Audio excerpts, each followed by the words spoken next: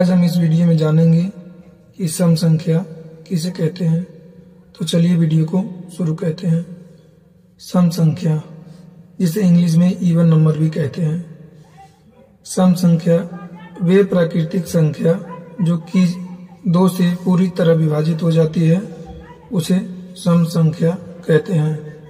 उदाहरण 4, 6, 8, 10, 12, 14 आदि। आज की इस वीडियो में हम सीखेंगे सम संख्या को कैसे पहचानें। आज की इस वीडियो में हम सीखेंगे सम संख्या को कैसे पहचानें। दोस्तों, हम में से काफ़ी लोगों को सम संख्या के बारे में पता होता है, लेकिन काफ़ी लोगों को ये दिक्कत होती है कि हम संख्या को पहचानें कैसे। तो चलिए इस वीडियो के माध्यम से सीखते हैं। सम संख्या को पहचानने के 2 आसान तरीके हैं। सम संख्या को पहचानने के 2 आसान तरीके हैं। पहला तरीका अंतिम संख्या को देखकर। पहला तरीका जो होता है अंतिम संख्या को देखकर। पहला तरीका जो होता है वो होता है अंतिम संख्या को देखकर। अगर किसी भी संख्या के अंत में 0, 2, 4, 6, 8 हो तो वह सम संख्या होती है।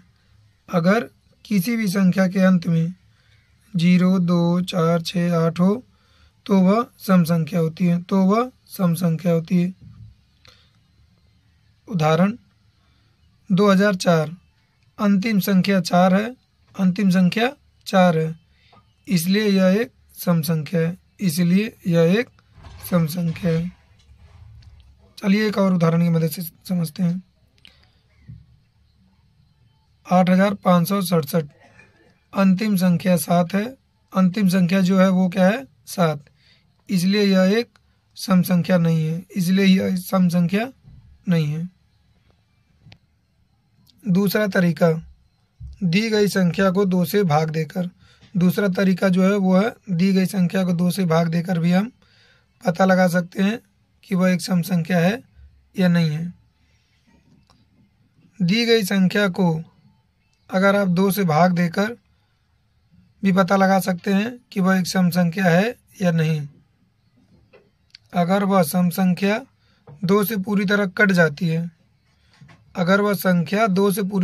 जाती है, तो वह एक सम संख्या होगी, नहीं तो वह एक सम संख्या नहीं होगी।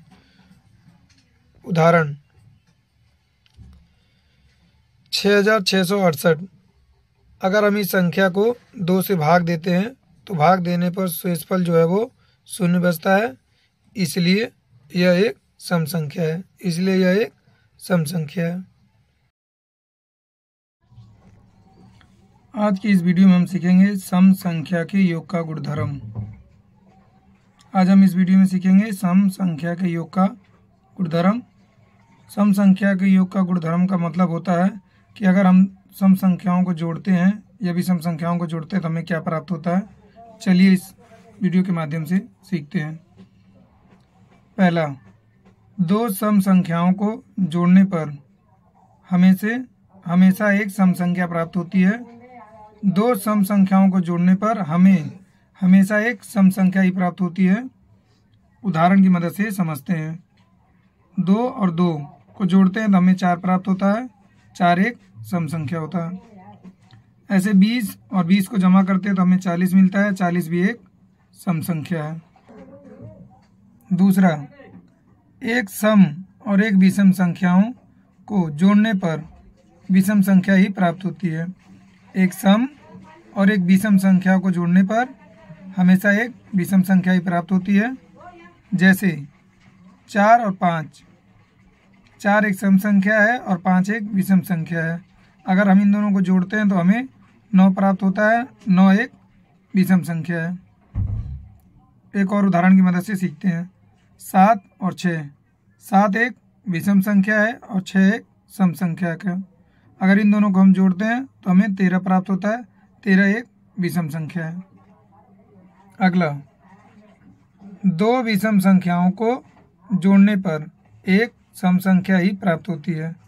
2 विषम संख्याओं को जोड़ने पर एक सम संख्या ही प्राप्त होती है। उदाहरण की मदद से समझते हैं।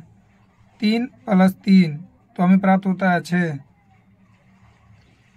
9 + 5 तो हमें प्राप्त होता है 14।